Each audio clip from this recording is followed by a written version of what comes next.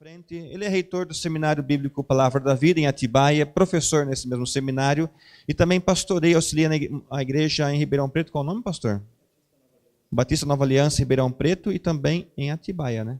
Boa noite, queridos. Segunda vez já que eu estou aqui na igreja com os irmãos, alguns anos atrás, a reencontrar pastor Werner, alguns dos irmãos aqui que foram meus alunos ali em Campinas, Yane também, que esteve um tempo ali com a gente em Atibaia. Então é um privilégio tratar com vocês desse tema de cristianismo e política. Como o pastor Werner falou, nós muitas vezes não nos interessamos por esses assuntos porque nós julgamos que eles pertencem simplesmente ao mundo dos homens, né?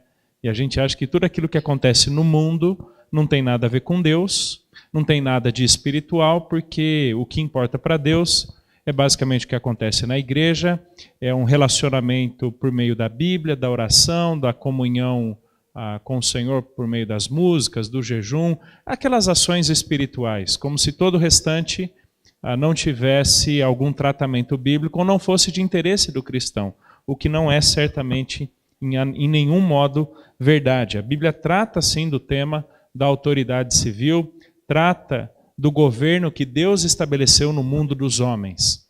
E como nós teremos 2 noites, eu dividi as palestras da seguinte forma. Hoje eu quero lidar com alguns conceitos da política que nós escutamos no dia a dia, que nós vemos num jornal, ainda mais numa época política, né, numa rede social, que nós lemos, conversamos eventualmente e talvez não entendamos totalmente esses termos, até para discernirmos o que é a política no nosso Brasil.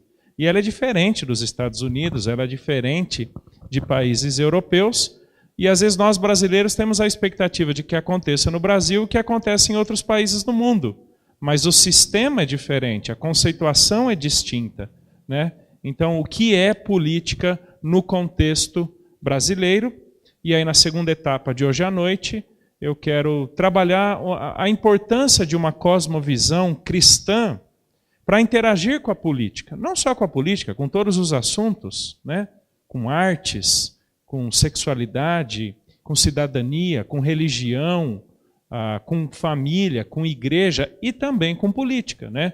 Política não deveria ser um daqueles temas que nós achamos a parte de tudo que é cristianismo e só importa para Deus as outras coisas. Isso não é verdade.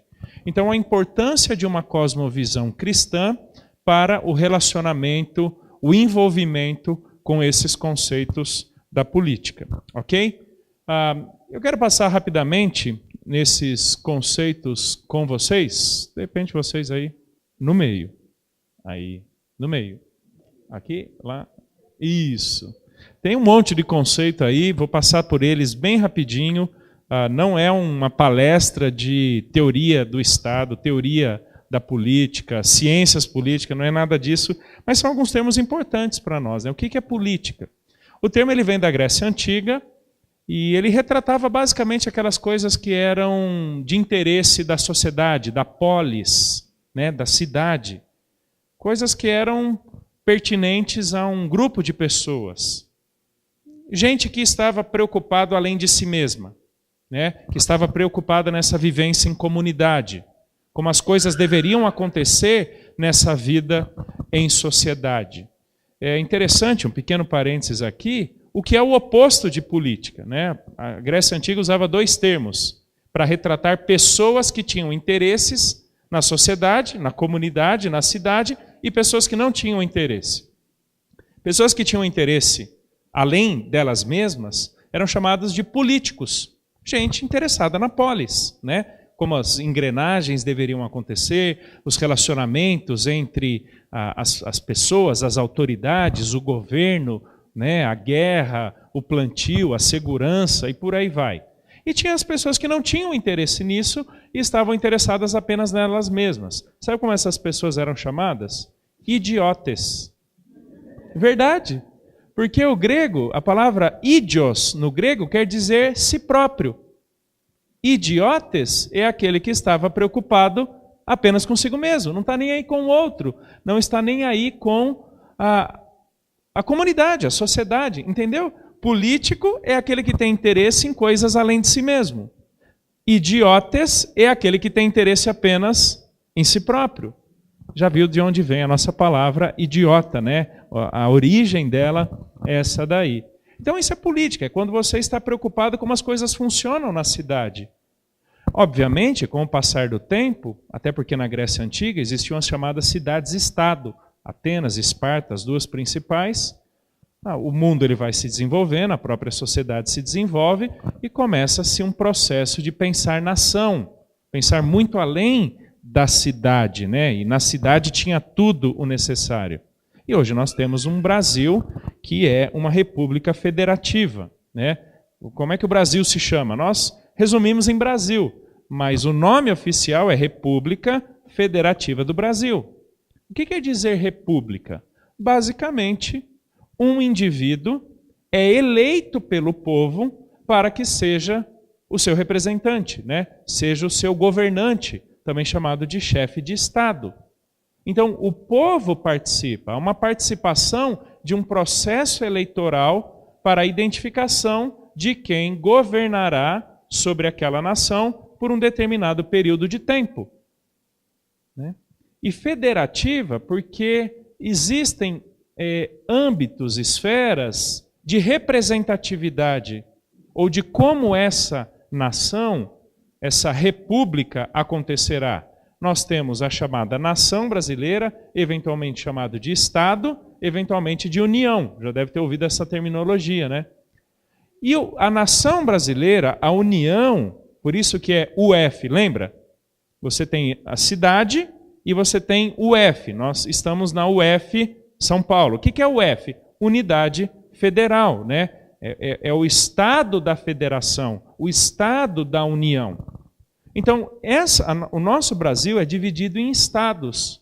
E esses estados, eles são compostos por municípios. Essa é a ideia de federativa.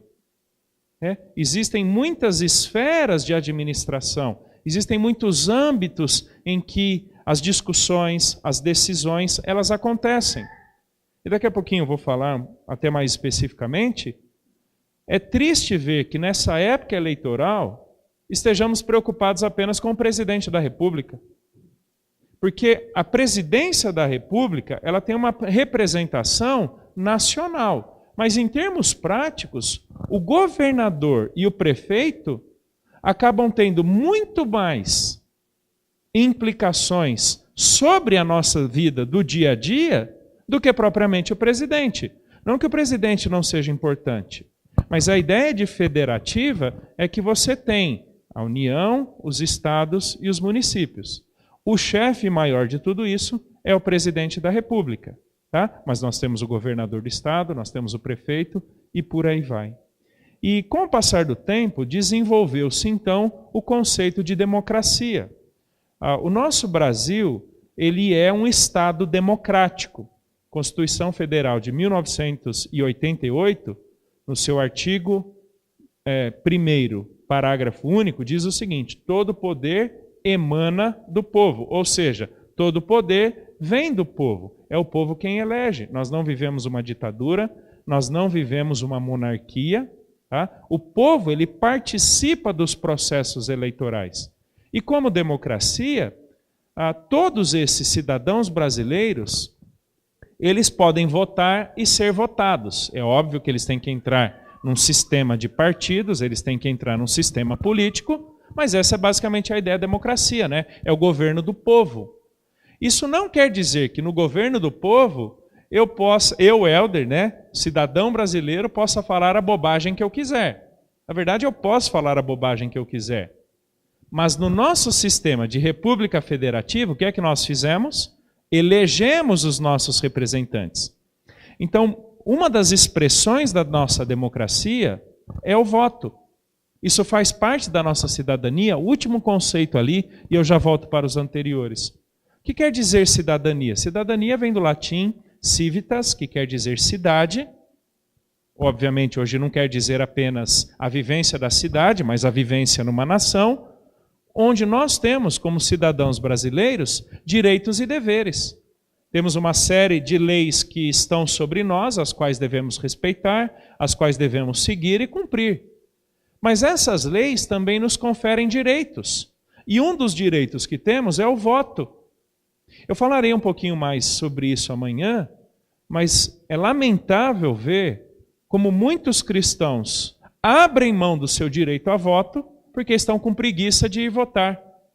Ou planejam bem uma viagem naquele final de semana da eleição, quando aquela viagem poderia ser em outro momento. Não é essencial que seja naquele final de semana. Ou quando muitos anulam seu voto, votam em branco, se abstêm. Eu acredito que por toda a bagunça que tem acontecido no Brasil em termos políticos, jurídicos, econômicos nos últimos anos, nós devemos ter uma abstenção imensa nas eleições desse ano. Imensa. Tristemente. A gente vive um certo ceticismo com a política, não é verdade? A gente vive uma certa incredulidade com respeito à maneira como o nosso Brasil tem sido governada. Com razão ou sem razão, gente dando motivo ou não. Esse é o sentimento do povo brasileiro. Mas faz parte da expressão da nossa cidadania o voto. Por isso, repetirei essa ideia amanhã.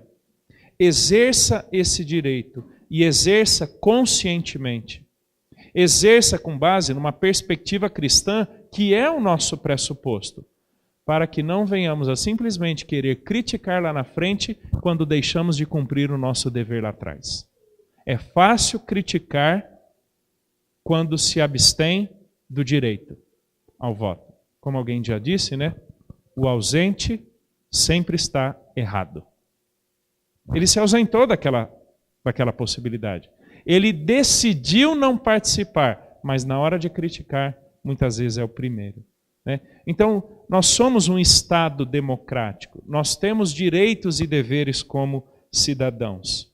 E no século XVIII, final do XVII para o XVIII, um filósofo da política, né, um teórico da política chamado Charles de Montesquieu, ele escreveu um livro chamado O Espírito das Leis, a partir desenvolvendo algumas ideias de um filósofo britânico chamado John Locke e do próprio Aristóteles, aquele da Grécia Antiga, onde ele vai dividir os poderes políticos de uma nação. E aí desenvolveu-se a chamada teoria dos três poderes, que é a que acontece no nosso Brasil. A ideia é que no Estado democrático, o poder ele não pode estar num único indivíduo. Diferentemente, por exemplo, de uma monarquia no modelo lá do Antigo Testamento. Em algumas monarquias do período medieval, onde o rei ele tinha autoridade sobre vida e morte. Ele determinava e os súditos do reino simplesmente se submetiam àquilo. Nem temos mais esse conceito de monarquia, né? Seja na França, seja na Espanha ou mesmo na Inglaterra, que são duas das principais monarquias hoje, né? Mas a ideia dos três poderes é basicamente o seguinte: o poder no Estado brasileiro é dividido entre o poder executivo, poder legislativo e o poder judiciário. O que quer dizer cada um deles? O poder legislativo, ele cria as leis. Ele estabelece essas leis a partir de alguma interação com o povo, a partir de uma interação com as instituições governamentais. Quais são as casas ou as assembleias onde as leis são estabelecidas? Em âmbito federal, né, nós temos a Câmara dos Deputados Federais e nós temos o Senado. Eventualmente são chamadas de casas, né? São nesses âmbitos onde as leis são formuladas. Em âmbito estadual, a Assembleia Legislativa, que é a Câmara dos Deputados Estaduais. Então, eventualmente, o problema não é do presidente da República. Eventualmente, o problema não é do governador. Porque eles executam as leis, né? Eles são chamados poder executivo, eles executam, eles cumprem ou garantem que a lei que o chamado poder legislativo estabeleceu. Então, às vezes, a gente fica decepcionado, frustrado, bravo com um determinado governante, mas quem, na verdade, estabeleceu a lei foi o poder legislativo. O poder executivo ele tem que cumprir isso. Ele tem que garantir que todas aquelas leis que no nosso Brasil são mais de 10, 13 mil leis, lei para tudo quanto é canto, isso federal, né? Fora estadual, fora municipal. No âmbito municipal, a Câmara dos Vereadores estabelece as leis municipais. Só para você ver como é importante votar conscientemente num vereador. Porque quando você vota num vereador, ele é responsável por pensar, por propor, por estabelecer as leis do município, em que então o prefeito executará. Ok? Essa é a relação do chamado poder legislativo com o poder executivo.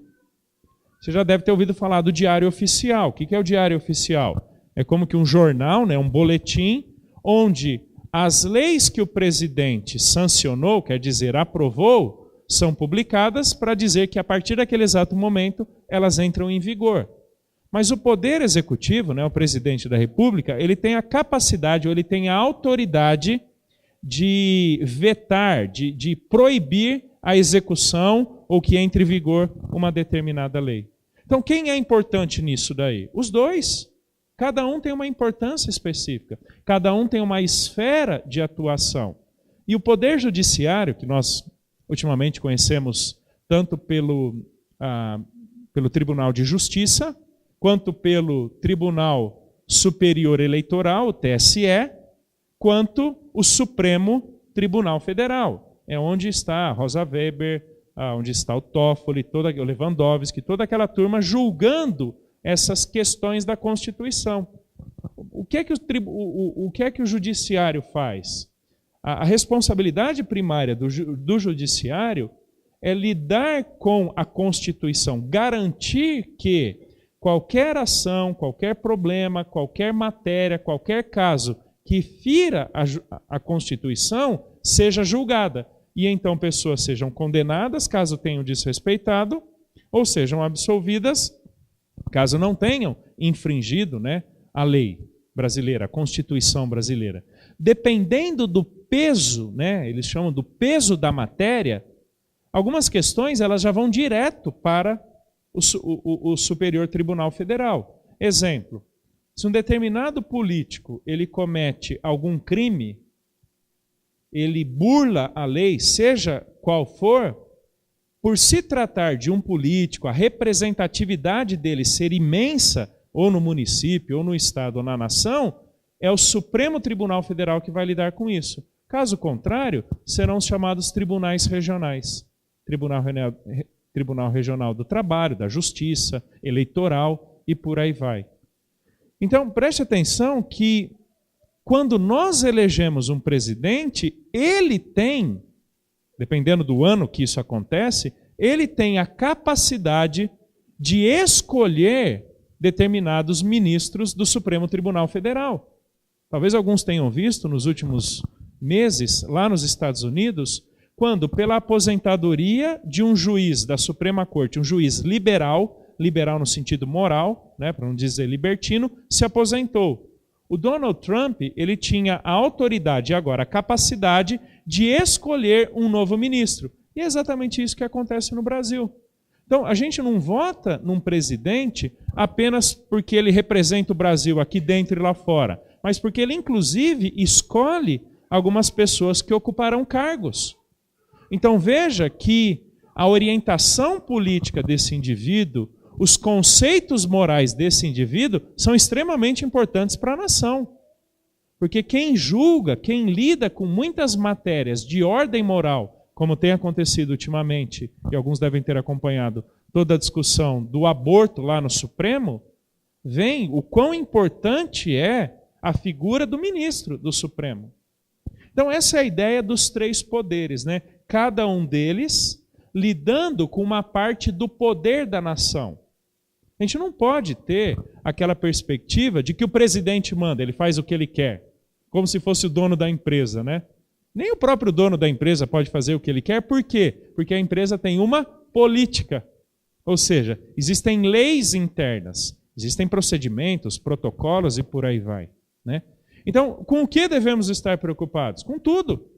Por quem devemos orar? Por todos. Às vezes a gente acha que é só pelo presidente, pelo governador e pelo prefeito. Sim, esses também, mas todos os outros. Temos deputados, temos senadores, temos vereadores, temos ministros e por aí vai. E nessa teoria dos três poderes, existe um outro conceito chamado Estado de Direito, que também encontra-se lá na Constituição Federal. Deve ter ouvido falar, especialmente por ocasião do impeachment da Dilma, lembra? Feriu-se o Estado de Direito. O Estado de Direito não foi respeitado. Rasgou-se a Constituição brasileira. Lembra dessas frases?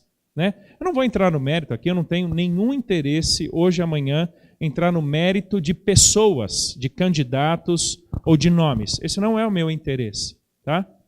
Mas qual é a ideia de Estado de Direito? Lembra que nós, como cidadãos brasileiros, estamos debaixo de leis? Os poderes também. As instituições também.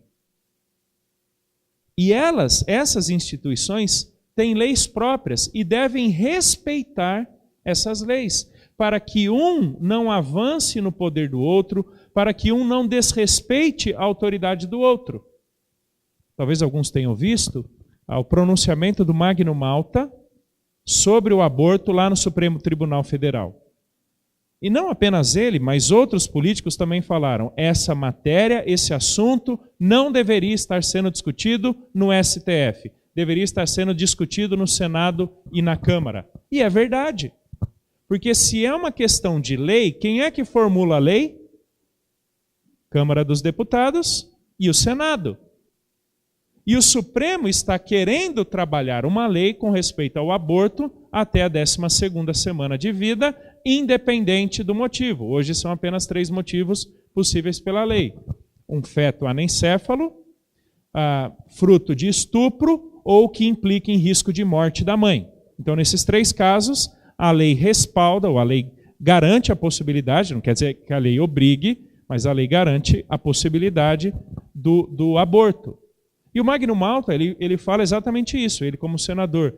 Isso não deveria estar sendo julgado, não deveria estar sendo discutido no Supremo, porque isso não é competência do Supremo. Isso é de competência do Poder Legislativo. Então a ideia de Estado de Direito é que cada poder, me permitam usar a expressão, né, se mantenha no seu quadrado, ok?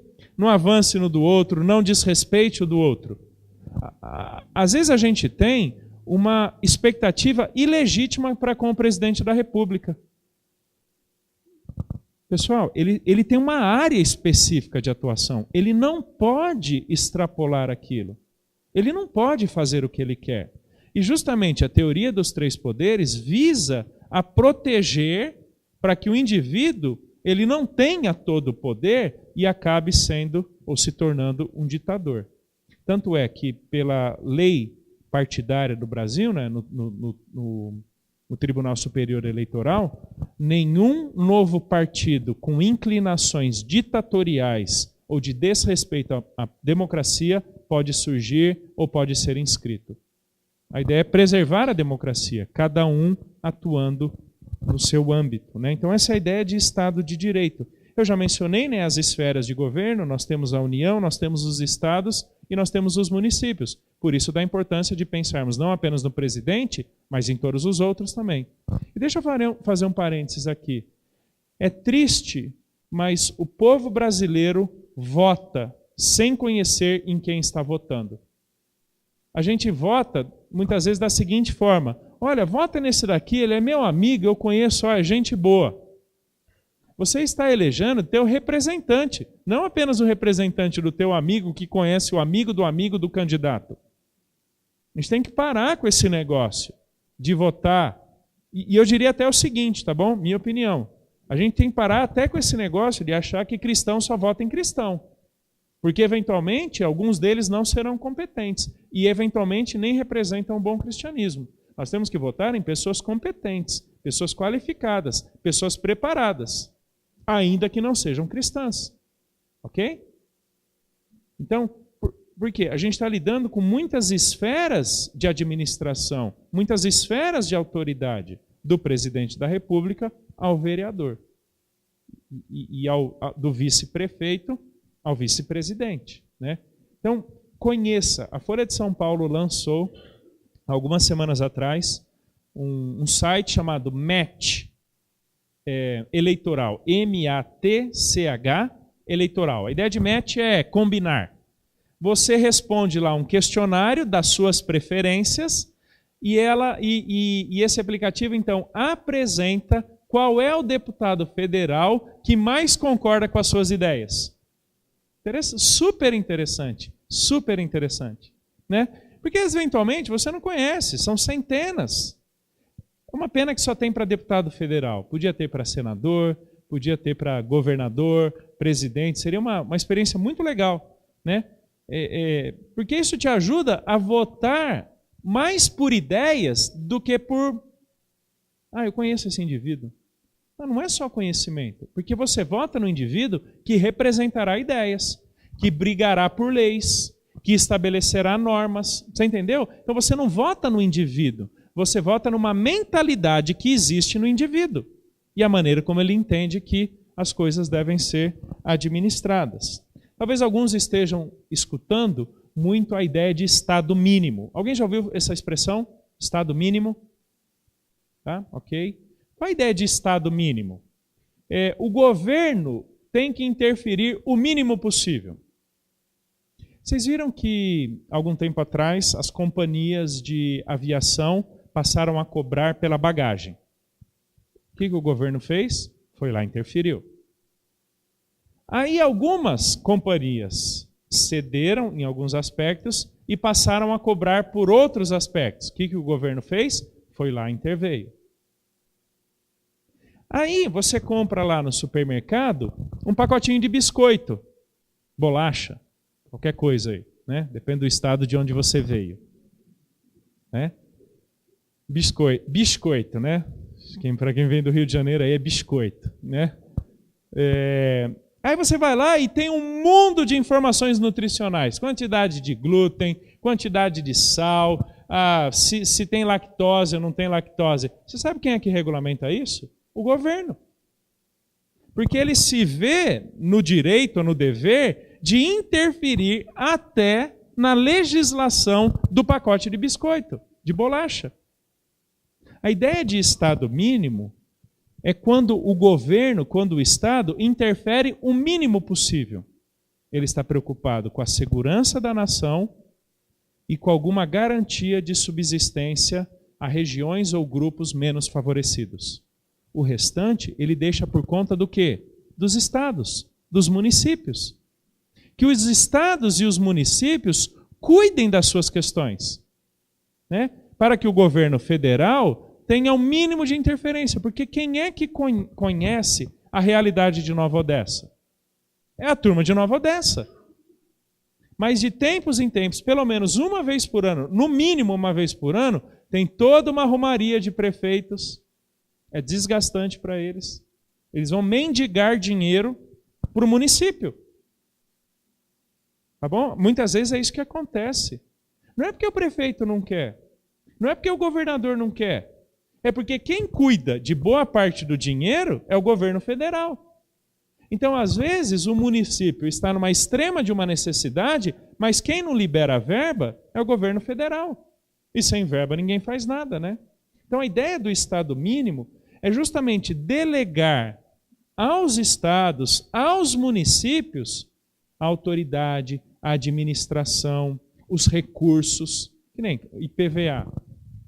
Às vezes você acha muito legal ter o seu carro registrado em outro estado. Ok, é um direito seu, tá bom? Você pode registrar em outro estado, porque lá você paga 1% apenas de IPVA. Você sabia que metade do seu dinheiro vai para aquele estado e não para o que você mora? E nem para o município em que você vive? Às vezes nós, na nossa cidadania, a gente perde algumas ideias, né? Ok, você paga 1% apenas, ao invés de pagar 2%. Talvez isso dê aí no cômputo R$100 a menos. Mas são R$100 que vai para o outro estado, ao invés de vir para o seu. Então a ideia do Estado mínimo é que ao invés de 50% ir para o governo federal, tudo fique no estado e no município, que é o que tem que consertar a rua, que é o que tem que consertar a estrada, que é o que tem que prover segurança, tem que trocar a lâmpada do semáforo. Você entendeu? Às vezes alguns estados não têm dinheiro para isso. Você pega a Santa Casa de São Paulo. Fechou, não fechou, fechou, não fechou, fechou, não fechou. Né? Vai naquela, fecha a ala, abre a ala, porque não tem dinheiro. Por quê? Porque depende de recursos federais. Se o dinheiro ficasse no município de São Paulo, se o dinheiro ficasse no estado de São Paulo, o que aconteceria? O próprio estado, o próprio município administraria. Então essa é a ideia de Estado mínimo que tem sido muito discutido por alguns partidos nessas eleições, então é importante você ter uma noçãozinha aí. O que é sistema partidário? Né? E a gente tem um mundo disso aqui no Brasil. Né? Até o dia 8 de agosto de 2018, tínhamos registrados ali no Tribunal Superior Eleitoral 35 partidos políticos. No Brasil, nós temos um chamado sistema pluripartidário ou multipartidário. Qual é a diferença? Estados Unidos, só para você entender. Lá existem dois únicos partidos, os democratas e os republicanos. Existem os chamados independentes, tá? Mas eles têm menos de 10% de representação na nação. São dois únicos partidos que basicamente batalham entre si, né? E para quem acompanha um pouquinho das eleições americanas, a democrata Hillary Clinton foi eleita pelo povo. Mas o chamado voto distrital, como é o sistema americano, elegeu o Donald Trump. Né? Então, o sistema político americano é totalmente diferente do nosso. Totalmente diferente. Aqui você tem que basicamente fatiar ou dividir a representação em 35 partidos, não apenas 2. E aí aqui, inclusive, acaba causando uma bagunça muito grande. Porque o sistema partidário ele existe da seguinte forma. Um grupo, uma chamada agremiação, ela representa um determinado interesse, uma determinada ideologia. É isso que faz com que tenhamos, né, e eu vou ser bem simples nisso, partidos de esquerda, partidos de direita e partidos de centro. Representa uma determinada ideologia, representa um determinado interesse de um grupo. Eu vou falar que é verdade, tá? A torcida do Corinthians tem um projeto de fundar um partido. E eles têm esse direito. Se eles conseguirem... Eu acho que vai ser uma desgraça no Brasil, né? Ixi, eu falei que eu não ia opinar aqui. Mas eu estou opinando sobre futebol, não política, né? Eles têm direito, entendeu? A legislação brasileira outorga a eles esse direito. Se eles tiverem um número mínimo de assinaturas, eles podem inscrever um novo partido. Nem sei como é que vai chamar o partido. E eles vão defender os interesses daquilo que eles acreditam. Já ouviram falar do Eurico Miranda? Eurico Miranda foi por muitos anos presidente do Vasco da Gama, ainda é presidente. Um clube de futebol. E ele se candidatou a deputado federal. E ele pediu votos da torcida do Vasco, assim como o André Sanches pediu para a torcida do Corinthians. E ele foi eleito pela torcida do Vasco. O dia que ele assume ali a função de deputado federal, ele disse, fui eleito pela torcida do Vasco da Gama para defender os interesses do Vasco da Gama. Pergunta, você concorda ou discorda? Mas é legal. É correto. Esse é o nosso sistema partidário brasileiro. Um determinado grupo defende um certo interesse. Né? Existe a bancada ruralista, existe a bancada ambientalista, existe a bancada evangélica, existe um mundo de bancada. Né? Qual a ideia do sistema partidário? Defender determinados interesses. Então preste atenção agora muito bem no que eu vou te dizer, porque é isso que acontece no nosso Brasil. Suponhamos que o Helder se candidate, tá bom? Eu estou dando uma série sobre política lá na nossa igreja para os adolescentes. E eles falam, não, tio, não faça isso, que eu não vou votar em você, senão você vai sair da igreja. Né? Não vou me candidatar, não tenho interesse. Eu curto demais política, mas eu sou pastor. Né? E eu vou ficar no meu âmbito pastoral ali. Mas suponhamos que o Helder se candidate. O Helder é um pai de família, um cristão muito genuíno, que ama a Deus, ama a Bíblia, que garante a ética dele. Ok? As pessoas que me conhecem e tal. Só que eu tenho que entrar num partido. O Brasil não existe voto independente, igual nos Estados Unidos existe. Suponhamos que eu queira me candidatar. Eu tenho que me filiar a um partido, porque esse é o nosso sistema. Quando eu me filio a um partido, esse partido ele tem um estatuto, Esse partido tem convicções, esse partido ele tem interesses e que, portanto, ele vai brigar por esses interesses, não é verdade? Ele vai batalhar por esses interesses. Em âmbito político, isso é chamado de agenda. Agenda do partido. O que é a agenda do partido? É esse conjunto de valores, de interesses, de leis que deseja propor, quem representa. Então, quando o elder entra num partido, o elder adota a agenda do partido. Eu posso, eventualmente, discordar de um ponto ou outro, mas agora eu estou debaixo daquela agenda maior, entendeu? Então, deixa eu citar um exemplo. João Amoedo. João Amoedo ele é o fundador do Partido Novo. A orientação do Partido Novo ele é mais de centro-direita, mais de direita. Então, ele é economicamente mais liberal. O que quer dizer isso? É deixar que o mercado se vire, o governo interferir o mínimo possível na economia. Ok? Alguns vão achar interessante, outros vão achar péssimo, tá? Mas em termos morais, o Partido Novo ele não tem uma orientação definida. Cada deputado, cada vereador vota de acordo com a sua consciência. Então, eventualmente, você pode ter uma uniformidade econômica do partido, mas em termos morais, cada um votando, cada um escolhendo do jeito que quiser. Então, deve ter gente a favor do aborto, deve ter gente contra o aborto. Deve ter gente a favor da legalização das drogas, gente contra a legalização das drogas. Então, o que aconteceu? O partido assume uma consciência maior do que a sua como indivíduo. O Partido Novo, ele deixa mais a cargo de cada político. Já outros partidos, eles fecham, já viu essa expressão, né? Nós vamos fechar numa votação. O que quer dizer isso? Todo mundo vai ter que votar sim nesta matéria. Se votar não, é expulso, é disciplinado, tem algum tipo de privação ou sanção, porque o partido fechou com essa questão, né? O maior interesse do voto secreto dessa turma é para que ninguém descobrir que votou contra o partido. Mas quando é voto aberto, a turma treme, porque vai ter que votar, todo mundo vai saber se votou ou não com o partido. Você entendeu qual é o problema do voto fechado? Né? Fechar com o partido? Às vezes o elder, que tem uma boa ética, uma boa moral, ama a família dele e tal, pertence a um partido que não tem a mesma ética do elder. E o elder vai ter que seguir a ética do partido. O nosso sistema, presidencialista, é chamado também de presidencialismo de coalizão. O que quer dizer isso? Existem coalizões que são feitas, tá? Como, por exemplo, deixa eu mencionar o que mais representa hoje o Geraldo Alckmin, né?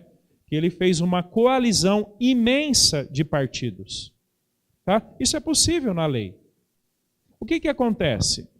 Os partidos agora se juntam em função de interesses comuns, mas você percebeu que já não é mais a ética do candidato, que não é só a ética do partido e agora é a ética da coalizão? Você percebeu que vai se diluindo conceitos pessoais a favor de conceitos mais gerais ou genéricos? Essa é a ideia de sistema partidário.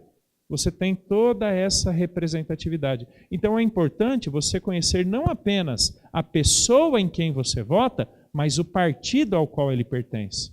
Eu sei que talvez eu esteja complicando para alguns aqui, porque você vai ter que pesquisar muito. Mas é isso aí, pessoal. É isso aí. Você tem que pesquisar. Essa ideia de, não estou nem aí, tal. Você pode não ter interesse, mas que você esteja perto de alguém que tem interesse, conheça e te ajude. Eu digo o seguinte, falo isso como marido, como pai, como pastor de igreja, reitor no seminário. Eu direcionei o time de futebol que os meus filhos torcem. Eu direcionei. Eu dei a eles a opção. Ou vocês torcem para o Palmeiras, ou vocês ficam sem comida. Eles optaram pelo Palmeiras. Eu dei a opção para eles. Ok? Eu direcionei o time de futebol dos meus filhos. Pergunta. Por que eu não influenciaria pessoas com respeito aos seus interesses políticos? Tem gente que não gosta de ler sobre. E não é um problema. Tem gente que não vai ler, não vai se interessar, talvez da mesma maneira como eu me interesso. Então, se eu puder te influenciar, e se você confia o mínimo em mim, eu vou direcionar o seu voto. Eu não estou dizendo para você votar em quem eu votaria, mas eu vou jogar um monte de perguntas, uma série de conceitos para você pensar na hora do seu voto. Para não ficar aquele negócio, gente, eu já vi muito disso. O indivíduo está indo para a sessão eleitoral, ele pega o primeiro santinho, né? Primeiro papelzinho do chão, é nesse que eu vou votar. Por favor, gente, isso não faz parte. Está fora. Você entendeu? Então, se você tem algum interesse político, continue tendo esse interesse e traga gente com você, ok? Influencie essas pessoas. Isso não quer dizer que eu vou falar de púlpito na minha igreja. Não. Uma coisa é uma palestra que eu dou na igreja. Eu nunca diria de púlpito, votem nesse. Não creio que a igreja deva fazer isso. Não creio que essa seja a função da igreja. Mas o elder conscientizar, desafiar, orientar pessoas, isso sim eu farei. Ok? Mas, obviamente, em âmbitos muito menores do que publicamente. Nunca usaria o microfone da igreja para dizer, voto nesse, se você não votar nesse, você está consagrado à perdição final, né? De forma alguma. Isso não... está totalmente fora, né? E aí entra a tal da ideologia política, e com isso eu termino esse primeiro momentozinho aqui mais técnico, né? Mais teórico. O que é ideologia política? Isso aconteceu, ou começou basicamente em 1789, ali na Revolução Francesa. Você deve ter estudado um pouquinho da Revolução Francesa, né? Ali no colégio, na faculdade, que foi todo um movimento de basicamente refundar a França, né? Reidealizar a França, o que será a França. E na medida em que foram estabelecendo a chamada Assembleia Constituinte, né, para constituírem a nova nação francesa, perceberam que lá no plenário da Assembleia, pessoas com interesses semelhantes foram se juntando. Nos lados da esquerda, nos lados da direita. Você quer ver como isso acontece na igreja? Você já percebeu que você normalmente senta perto das mesmas pessoas? Quase todo culto? Que você tem quase um banco com o seu nome? Não, imagina se não acontece. Minha família passou um tempo viajando para estudos fora do Brasil e a gente sempre senta no mesmo lugar na igreja. Sempre, sempre. Aí um amigo manda uma foto, um dia do culto, as cadeiras vazias. O pessoal tem até medo de sentar aqui, Helder, né? Parece que a gente personifica o lugar. A gente vai sentar perto das mesmas pessoas. Por quê? Porque são as pessoas talvez que tenhamos mais convívio, são jovens que sentam com jovens, jovens casais com jovens casais, entendeu? Isso é natural, porque você entra conversando, você sai conversando, pessoas com quem você tem papo. E estava acontecendo isso ali na Revolução Francesa. Perceberam que um grupo estava sentando sempre junto na esquerda e um grupo sempre sentando junto na direita. E eles começaram a ver que os interesses eram muito diferentes, muito diferentes. A turma da esquerda tinha interesses mais na distribuição da renda, na justiça social, o governo provendo basicamente ou o máximo possível a população. E a turma da direita tinha basicamente a seguinte ideia: não, deixe cada um se virar. Que cada um cuide dos seus negócios, que cada um cuide das suas finanças, que o Estado tenha o mínimo possível de interferência, que cada família cuide da educação dos seus filhos e por aí vai. Isso surgiu lá no final do século XVIII. É claro que o conceito de direita e esquerda desenvolveu-se muito mais até chegar hoje. A um ponto de, no século XX no Brasil, ser chamado de partido de esquerda quem era do partido diferente do quem estava no governo. Tanto é que esse cara é sempre de esquerda, né? O que era dizer de esquerda? Você é do contra. Mas não é mais esse conceito que se tem hoje. Hoje, a ideologia de um partido é que diz se ele é de esquerda, se ele é de direita. E o que quer dizer de centro? Não quer dizer em cima do muro, tá bom? Quer dizer que existem algumas matérias, alguns assuntos que têm posição definida, mas tem outros que não têm uma posição definida. Que vai seguir basicamente quem estiver no governo. Tá? Só para você ter uma noção de representatividade. Hoje, quase 50% desses 35 partidos brasileiros estão no centro. Não são nem de direita nem esquerda. Alguns são chamados de centro-direita, centro-esquerda. 30% de esquerda e 20% de direita. Tá? Essa é basicamente a composição, a divisão ideológica dos partidos no Brasil. 50% no centro, 30% na esquerda. Os números não são absolutos, tá? Uma ideia aproximada. E 20%. Isso demonstra, basicamente, o pelo que cada partido vai lutar. Nós não temos nenhum partido no Brasil de extrema esquerda nem de extrema direita. Tá? Nenhum nos extremos aí. Né? Eu vou falar mais sobre isso amanhã, mas eu já quero começar hoje. Pessoal, a direita tem seus problemas, como tem suas virtudes. A esquerda tem os seus problemas, quanto tem eventuais virtudes. A gente não pode achar que um dos lados é a redenção do Brasil, que um dos lados é a salvação da nação. Nós brasileiros temos muito disso, viu? A gente acha que se o fulano de tal, que é da ideologia tal, chegar ao poder, então o Brasil vai melhorar. Esqueça isso, porque além do partido, além da coligação, existe um sistema. Tá? Existe um negócio muito mais complexo, uma máquina muito mais complexa do que só uma ideologia. É claro que alguns partidos, agora eu vou falar para nós cristãos, tá bom? Aqueles que são cristãos. Existem alguns assuntos que nós temos o fundamento bíblico. E nós prezamos pelo fundamento bíblico. Não abrimos mão do fundamento bíblico. Alguns partidos estão mais próximos a esses fundamentos, eventualmente até sem a consciência cristã, e alguns partidos estão mais distantes. Aí a questão não é o voto no indivíduo, mas o voto mais na ideologia do partido. Essa é a minha opinião. Nós deveríamos votar mais ideologicamente do que pessoalmente. Nós deveríamos votar muito mais em agendas do que propriamente em pessoas. Por isso que eu falo, é importante você conhecer o partido e não apenas o indivíduo. Porque quando esse indivíduo chegar lá, ele vai defender uma agenda, ele vai seguir uma agenda. E cuidado, seja Marina Silva, seja Alckmin, seja Bolsonaro, seja Boulos, seja Moedo, seja lá quem for, nenhum deles dará um jeito no Brasil. Não tenha essa visão equivocada da política e do político. Ok?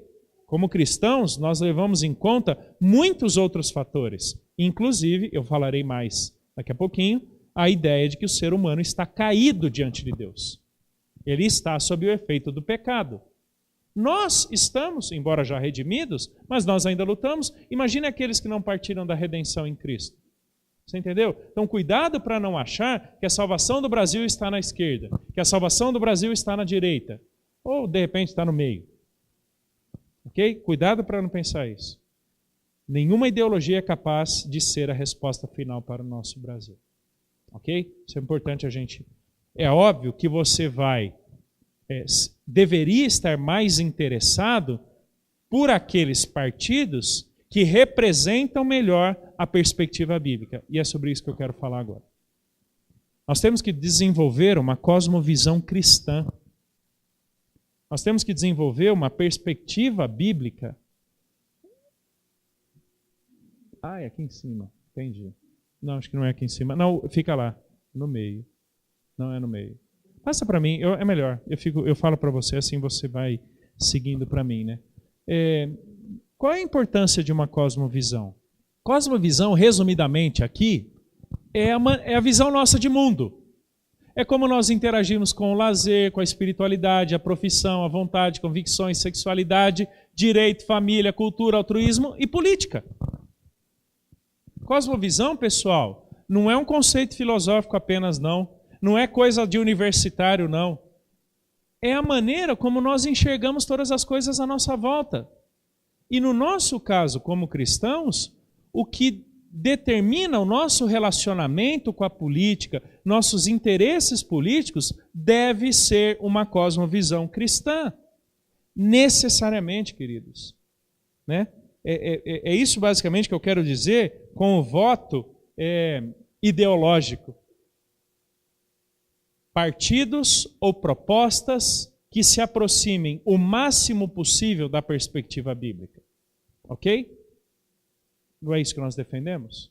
Não é isso que nós acreditamos? Eu quero estabelecer com vocês 2 pilares, 2 fundamentos essenciais para uma cosmovisão cristã. Primeiro, pode passar, a palavra de Deus como fundamento, como expressão da verdade de Deus. Paulo diz lá em 2 Timóteo 3, toda a escritura é inspirada por Deus e útil para o ensino, para a repreensão, para a correção, para a educação na justiça, a fim de que o homem de Deus seja perfeito e perfeitamente habilitado para toda boa obra. Pode passar? Salmo 119, 142. A tua justiça é justiça eterna, e a tua lei é a própria verdade. Santifica-os na verdade, a tua palavra é a verdade. Qual é a lente que nós usamos para enxergar o mundo à nossa volta? Palavra de Deus. Concordamos com algo porque este algo está de acordo com a palavra de Deus. Discordamos ou rejeitamos algo porque aquilo está em desacordo com a palavra de Deus. Qual é a nossa lente? Não é a ideologia do partido, é a palavra de Deus, que então pode nos ligar mais a um do que a outro. Aborto. O que a palavra de Deus fala sobre? Educação de filhos. O que é que a Bíblia fala sobre? Não é o que o MEC fala. Claro, estamos no Brasil, estamos debaixo do MEC e nos submeteremos a ele. Mas qual deve ser o nosso critério de avaliação dessas propostas? A palavra de Deus. A palavra de Deus não é alguma coisa que serve apenas num final de semana na igreja. A palavra de Deus é que norteia toda a nossa vida no dia a dia. Ali no trabalho, na universidade, em casa, no ambiente virtual e também na política. De novo, não quer dizer que eu votarei apenas em candidatos cristãos. Eventualmente não o farei, porque ele pertence a uma ideologia, por mais que ele seja cristão, às vezes ele está comprometido com uma agenda em que eu avalio e diga, isso não é uma agenda que atende os interesses de Deus. Tá? E amanhã eu vou trabalhar muito mais essa ideia. Deus tem todo o interesse no que acontece no mundo dos homens. Todo o interesse que acontece com as autoridades civis de uma nação. Deus não está ausente disso. Deus não está desinteressado em relação a essas coisas. Então, o nosso primeiro fundamento é a palavra de Deus. Vamos sair um pouquinho do âmbito político. Você ali na universidade, quando o seu professor fala alguma coisa, qual é a lente que você usa para avaliar aquilo que foi dito? Se não for a palavra de Deus, então para que ela serve?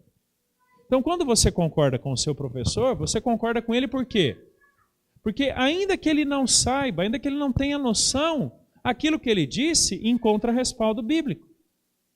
Isso não quer dizer que a Bíblia trate de todos os temas, tá bom? Ela trata de todos os temas que ela se propõe a tratar. A história da salvação, a revelação de Deus, quem Deus é e como ele interage no mundo. Mas a sabedoria bíblica nos ajuda a lidar com um mundo de assuntos que você não tem um versículo bíblico explícito. Ok? Você não tem um versículo bíblico dizendo faça isso ou não faça aquilo. Por isso que a gente estuda a Bíblia, viu? Por isso que a gente tem que estudar a Bíblia. É porque é esse conhecimento bíblico profundo, sustentável, que nos ajuda a interagir com tudo à nossa volta. Como eu costumo dizer, né? Se eu respeito as leis de trânsito simplesmente porque eu tenho medo de tomar uma multa ou porque tem um guarda vendo, eu não entendi o para que serve a Bíblia. Porque, na verdade, a Bíblia fala de autoridades civis. A Bíblia fala de respeito às leis de um país. Então, eu respeito a lei não é por causa do medo da multa. Eu respeito a lei porque isso é agradável ao meu Deus, conforme aquilo que a Bíblia me diz. Né? A quem honra, honra, a quem tributa, o tributo, a quem respeita, o respeito. Então, se eu tenho que respeitar, se eu estou no Brasil, eu tenho que respeitar as leis brasileiras. Por quê? Porque Deus disse que eu devo respeitá-las. Né? Pagar imposto. Você pode até discordar da carga tributária, mas é legítimo cobrar imposto. É legítimo, é necessário para que exista o recurso para a nação. Agora, o fato de o governo eventualmente fazer um mau uso do dinheiro não quer dizer que eu vá sonegar, porque afinal de contas estão usando mal. Você não sonega, não é pelo mau uso que fazem. Você não sonega porque Deus é contra toda mentira. Deus é contra toda desonestidade. Entendeu o que quer dizer a Bíblia como fundamento? É a lente bíblica te direcionando para todas essas questões, antes de serem simplesmente leis. antes de serem simplesmente normas. A Bíblia é que norteia toda a nossa perspectiva de vida. E um segundo fundamento é o que eu quero chamar de centralidade de Cristo, né? Jesus morreu e ressuscitou para nos salvar, para nos dar não apenas um novo destino, não apenas um futuro, senão também uma nova realidade presente. Um novo propósito de existência no tempo presente. Então, a minha lente de avaliação, de interação, de concordância ou discordância nas coisas, com respeito às coisas à minha volta, deve levar em conta quem Cristo é, o que Ele disse, qual a minha nova realidade ou identidade em Jesus. Olha o que Paulo fala sobre Jesus. Ele é a imagem do Deus invisível, o primogênito de toda a criação, pois nele foram criadas todas as coisas nos céus e sobre a terra, visíveis e invisíveis, sejam tronos, sejam soberanias, quer principados, quer potestades. Tudo foi criado por meio dele e para ele. Ele é antes de todas as coisas, nele tudo subsiste. Ele é a cabeça do corpo, da igreja, que é o princípio, o primogênito de entre os mortos, para em todas as coisas ter a primazia. Preste atenção no verso 17. Nele tudo subsiste. O que quer dizer isso? O que isso aqui tem a ver com política? Tudo. 4 palavras que nos ajudam a entender toda a história conforme retratada na Bíblia. Criação, queda, redenção, consumação. Ok? Criação. Deus cria todas as coisas perfeitas, harmônicas, para existirem e acontecerem exatamente conforme Ele planejou. Isso é a criação de Deus. Quem é que estabelece autoridade? Deus. Quem é que estabelece governo? Deus. Porque quando Deus cria Adão e Eva, o que Ele fala? Tenha eles domínio, governo sobre o jardim de Deus. Ok? Que eles cuidem da terra, que eles dominem os animais. Deus criou o governo. Deus delegou autoridade. Isso é criação. O que acontece em Gênesis 3? A queda. O que o pecado faz, pessoal? O pecado não estraga só nosso destino eterno. O pecado estraga a nossa vida no presente. O que acontece com o pecado de Adão? O homem se volta contra Deus, o homem se volta contra o seu semelhante, ele agora tem problema com ele mesmo e ele agora tem problema até com a terra, com o jardim no qual ele colocou, Deus o colocou para governar, para cuidar. Então o pecado, ele estraga tudo. O pecado estraga o conceito de autoridade, o pecado estraga o conceito de governo, o pecado estraga o conceito de altruísmo, de amizade, de trabalho, de profissão, de tudo, de sexualidade. O pecado estraga isso. O pecado não atrapalha só o nosso destino eterno, tá bom? O pecado atrapalha o tempo presente. Mas o que é que Deus faz? E Deus já sabia do pecado de Adão. Tanto é que a Bíblia fala do Cordeiro de Deus morto antes da fundação do mundo. Ou seja, sempre foi propósito de Deus o envio de Jesus. Sempre foi. O que acontece em Jesus? A redenção. Redenção do quê? Do ser humano, da cultura, da política. Então, se algo agora pode ser refeito, pode se aproximar um pouco mais do padrão de Deus, isso é por causa de quem? De Cristo, em quem tudo subsiste. E a ideia de subsistir é basicamente em quem todas as coisas se amarram, são redefinidas, ganham uma nova realidade. Então, nós precisamos aprender a ver política sob a ótica da redenção, sob a ótica daquilo que é refeito em Cristo, sob a ótica de uma nova realidade agora, em que, seguindo os padrões de Deus, seguindo a verdade de Deus, muita coisa pode dar certo. Ok? Então, a redenção, ela faz com que as coisas ganhem um novo sentido. E a consumação? Última palavrinha. Nunca teremos um governo perfeito no tempo presente. Por quê? Porque isso só acontecerá na consumação futura, no final dos tempos. O governo de Cristo, o governo soberano de Deus, Ele próprio reinando, Ele próprio governando. Então, até lá, temos algumas limitações, mas isso não quer dizer que não devamos batalhar por uma justiça no tempo presente. Porque Cristo já apontou o caminho de que isso é possível. Nós somos novas criaturas, não é verdade? Então algo novo pode ser feito, algo novo pode ser produzido. Então quando eu falo da centralidade em Cristo, é que nós devemos enxergar todas as coisas à nossa volta pela ótica de Jesus. A ideia não é em seus passos o que faria Jesus, a ideia não é essa. Mas numa perspectiva redimida, numa perspectiva do Cristo que já pagou o preço do nosso pecado, como é que nós interagimos com isso? O pecado deturpa o conceito de masculinidade e feminilidade. Ele deturpa. Mas a masculinidade e feminilidade são refeitos em Cristo. O pecado deturpa o conceito de feminismo e machismo. Os dois estão errados, necessariamente errados. A figura do homem e da mulher são refeitas em Jesus. Então eu volto a entender os papéis, os personagens, as funções a partir de uma perspectiva cristocêntrica. Olha que Paulo fala ainda em Colossenses, pode passar, Colossenses 2,17. Porque tudo isso tem sido sombra das coisas que haviam de vir, porém o corpo é de Cristo. Deixa eu ler na versão NVI. A realidade, porém, encontra-se em Cristo. A versão Almeida 21. A realidade é Cristo. Sabe o que isso quer dizer? Quem é que tem a palavra final sobre a realidade das coisas? Cristo. Não é o partido, não é o político, não é uma ideologia. Ok? É isso que eu quero dizer, que nenhum deles é capaz de ter a resposta final. Nós brasileiros temos uma síndrome, né, que alguns chamam de vira-lata, de primo pobre, né? O dia que tivermos a educação da Noruega, o dia que tivermos a tecnologia do Japão, o dia que tivermos o sistema universitário norte-americano, então nós somos assim ou não somos? Pensamos assim ou não? É só você ler o Globo, assistir o Globo Repórter, o Fantástico, e você vai ver, né? Aquelas reportagens assim que a gente se sente até mal, né? Puxa, como eu queria morar lá. É assim ou não é? Meu, que desgraça, eu aqui no Brasil. É assim ou não é a nossa sensação?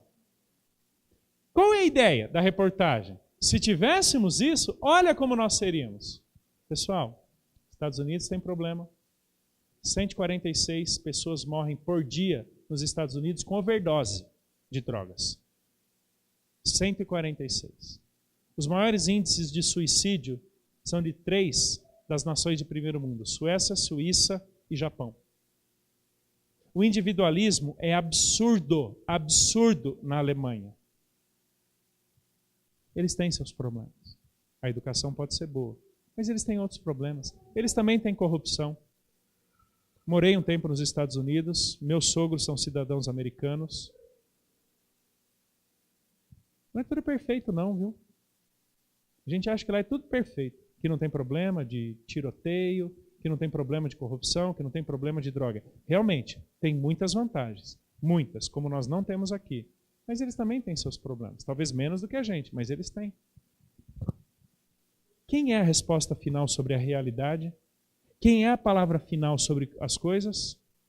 Essa nova vida em Cristo. Então essa é a nossa cosmovisão, uma perspectiva bíblico-cristocêntrica. Como é que nós devemos enxergar política? Por uma perspectiva bíblico-cristocêntrica. Como é que nós devemos lidar com as artes? Por que é que nós rejeitamos ou devemos rejeitar aquela mostra Queer Museum? Viram, né? Causou uma bagunça e voltou agora em cartaz ali, a mostra no Rio de Janeiro, liberando a participação de crianças, desde que acompanhadas de adultos. É incentivo à pedofilia? É um incentivo à homossexualidade? Isso é contra ou não a perspectiva bíblico-cristocêntrica? Então nós devemos ser contra. Ah não, a liberdade de cada um, o direito de expressão. Não, isso está fora. Então eu vou batalhar contra. Ok? Porque qual é a nossa lente de interação com a arte? Bíblico-cristocêntrica. Qual é a nossa lente de interação com a universidade? Com as ciências sociais? Qual é a nossa lente? Bíblico-cristocêntrica. Nisso consiste uma cosmovisão cristã. Então, o que eu trabalharei com vocês amanhã é a partir dessa ideia de política e dessa cosmovisão bíblico-cristocêntrica, como é que o cristianismo lida com o Estado. Como é que o cristão lida com a política? Pode fazer protesto ou não? Pode desobedecer o Estado ou não? Deus é mais a favor de um político ou de outro? Como é que a gente junta esses dois conceitos e interage com o nosso mundo externo? Essa é a ideia de amanhã. Tá bom? Pastor?